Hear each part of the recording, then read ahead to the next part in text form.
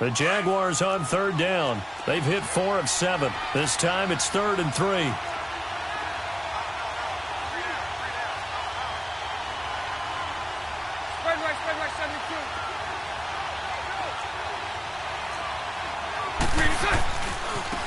Running left, it's Fournette. And he will have a first down as they get him to the ground at the 37. A gain of 4 that time as the drive continues. Brandon, unfortunately, I've been here before. They've had 2 opportunities to stop them, so this is demoralizing. They haven't gotten it done. Now you're calling all your blitzes, all your attack defenses, but you're not worried about playing your normal position. You're going to take chances now. Well, you said it. 2 third-down opportunities to get off the field. Couldn't do it, and the clock continues to roll. It's a loss of a yard there, and now 2nd down.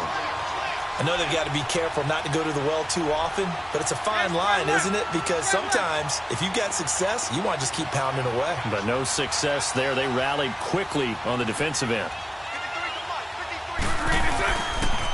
Now Fournette. And he'll be taken down, but not before he gets into enemy territory.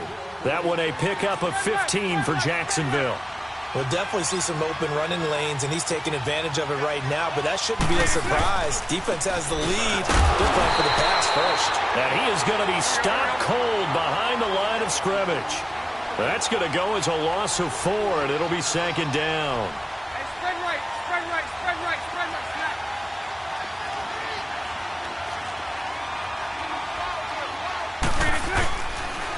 Fournette on the counter. Only a yard on the gain there, and that'll set up 3rd and 13. Well, so many times we look at a short run and we praise the offense for trying to set the tempo and establish things, but the defensive guys, hey, they just won the battle there. It wasn't a big run given up. They don't always have to absorb the body blows. Sometimes they dish them out themselves.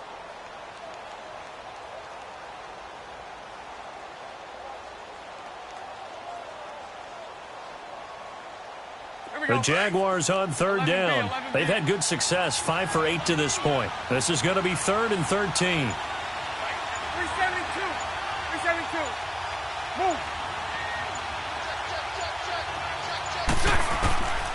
Working from the gun, it's Bortles.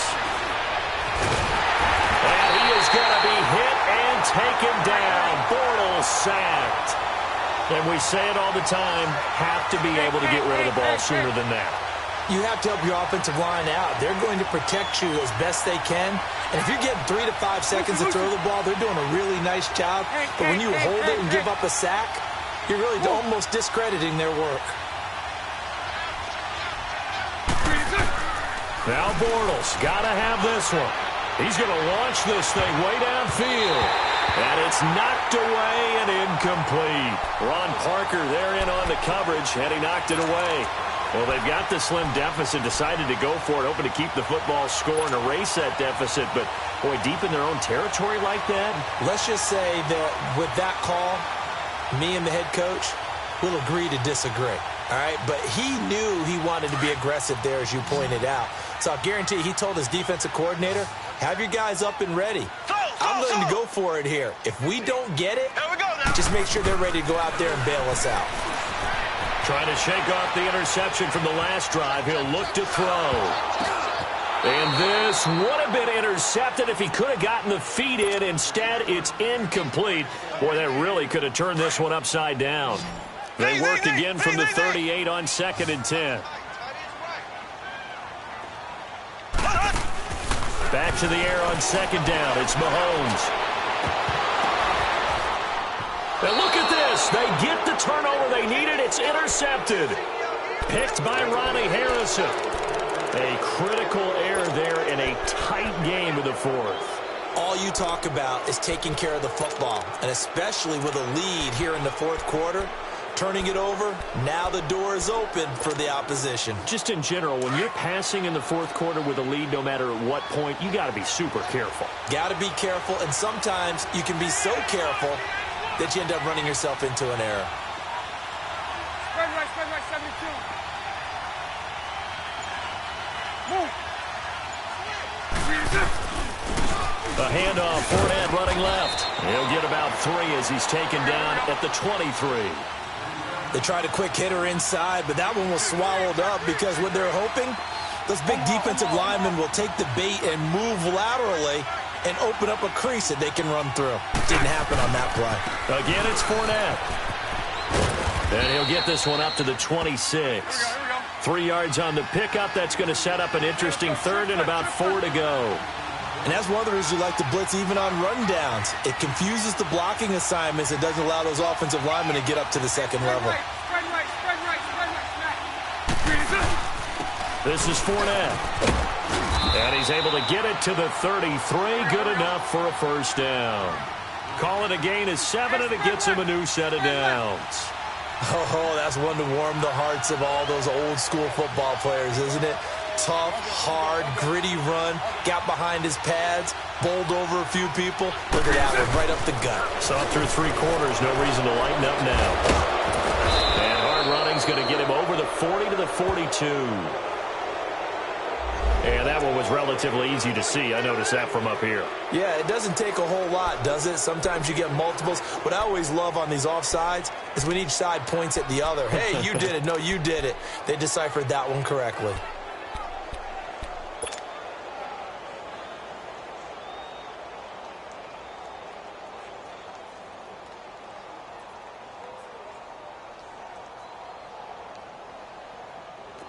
So after the penalty, now they need just a yard on second down. Omaha.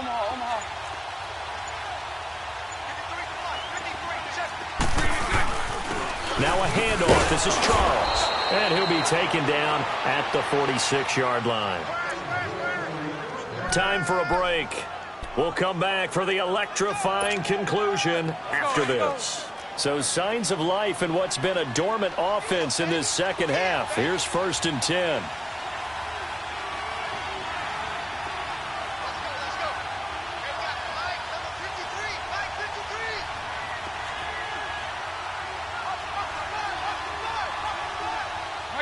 Lucy.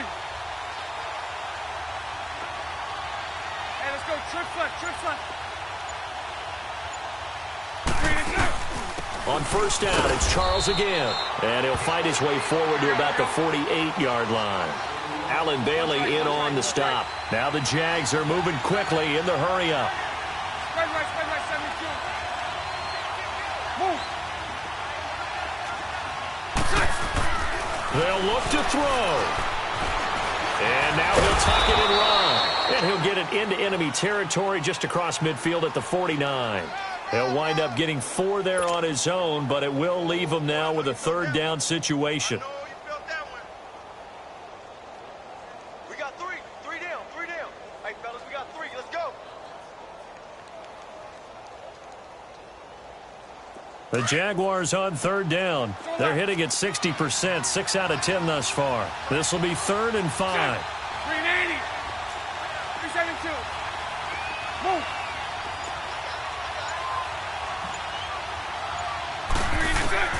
Back to throw. Now a desperation throw deep downfield. And that one incomplete. Had some position but couldn't hold on, and it brings up 4th down. These are the spots, this stage of the game, where it pays to have speed on the perimeter, doesn't it? It certainly does, and in the second quarter, he may very well run by him, but in this situation, I know as a defender, I'm loosening up a couple of extra steps that allowed him to run with him stride for stride.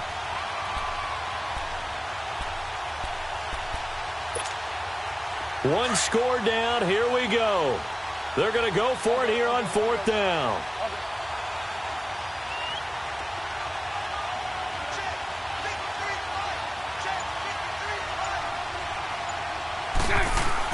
He's back to throw.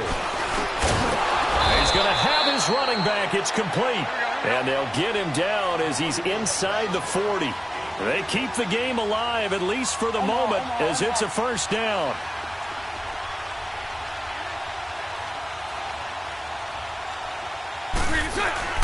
They go back to the ground now with Fournette. And he's going to fight his way forward here for a modest gain. Now before this 2nd down play, we'll get whistles and a timeout, as they'll stop him with a little over 30 ticks to go in the football game.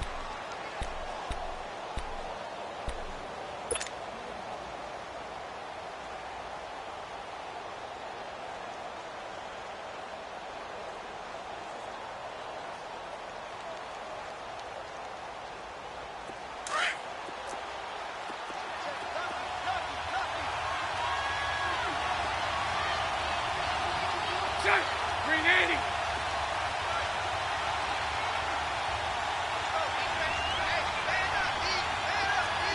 Spread left, spread left, spread left.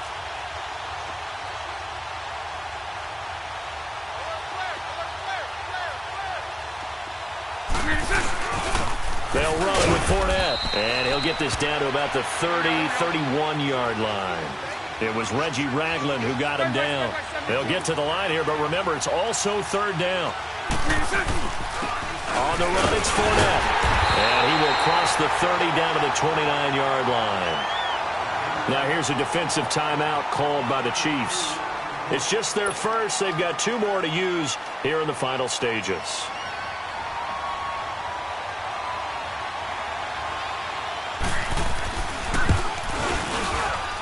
And Lambeau will put this one through, and that will tie this game here in the final minute of play. So in the final minute, they turn it over to their kicker to get him back to even, and he does not disappoint. Brandon, do you think the pressure ever gets to this guy? Because I sure don't. That was pretty smooth right there. But I tell you, he better not rest on his laurels, because there's a good chance they may need him again if this game goes to overtime. And out come the Chiefs now. They have a little bit of time here to get into field goal range. Not much. In a tie game, you don't want to do anything crazy, right? I agree with you on that one. Risk-reward, okay? If you go for it, what is the absolute reward on this? But the risk is probably greater. Run the clock out, get to overtime, and try and win it there. All right, we'll see if they do just that.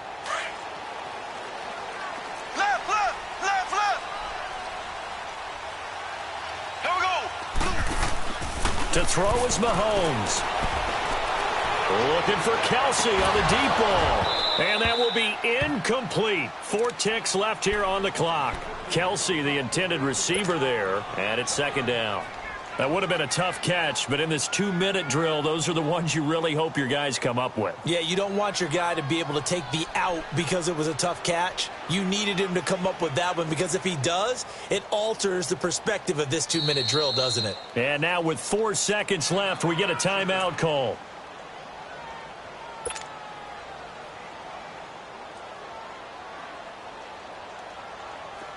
Line of scrimmage, again the 25, 2nd and 10. Now Mahomes. Looking left side for Watkins, and he's got it. And he'll be taken down, but not before they work it across midfield. And here in overtime, if the team that receives the ball scores a touchdown, it's over. If they don't, we can still have some more football. That's exactly right. If they go down and kick a field goal, the other team gets a possession to either match it or score a touchdown to win the ball game. If both teams kick field goals, the next team to score wins. But if the receiving team throws a pick six or fumbles the ball and it gets picked up by the defense and they score, the game is over at that point. The Jaguars getting set to go. Set for their first drive here in overtime. And this is where the crowd can really become a factor. They've had to battle it all day, but I know what you're saying. In overtime, that gets doubled, doesn't it? At least, because now the crowd really wants to be involved and help their team. And that first drive can dictate the whole thing, because they know if this team takes it downfield and scores a touchdown, it's game over. It's been loud in here so far. Bortles leads the Jags up 1st and 10 at their 25-yard line. Omaha. Lucy. And they'll go on the ground. And he will lose yardage here back at the 23-yard line. That's going to go as a loss of 2, and it'll be 2nd down. He's had some big runs in this game. Not there, though. But I don't think they're going to be deterred by that play right there. He's had some nice runs in the game. And how many times have we seen a good running back get stopped, yet turn it into something big on a later carry? I'd stay with him. He gets them a little over half of what they needed. Now they're looking at a 3rd and 5. Here we go. Lucy. Green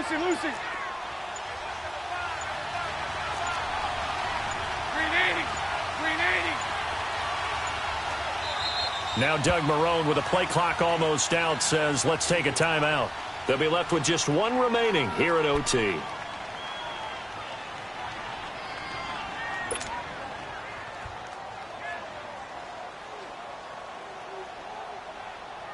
And they need 5 yards on 3rd down here to keep this opening drive of OT alive. First throw of overtime for Bortles. Open man is Westbrook, complete. Room here to run.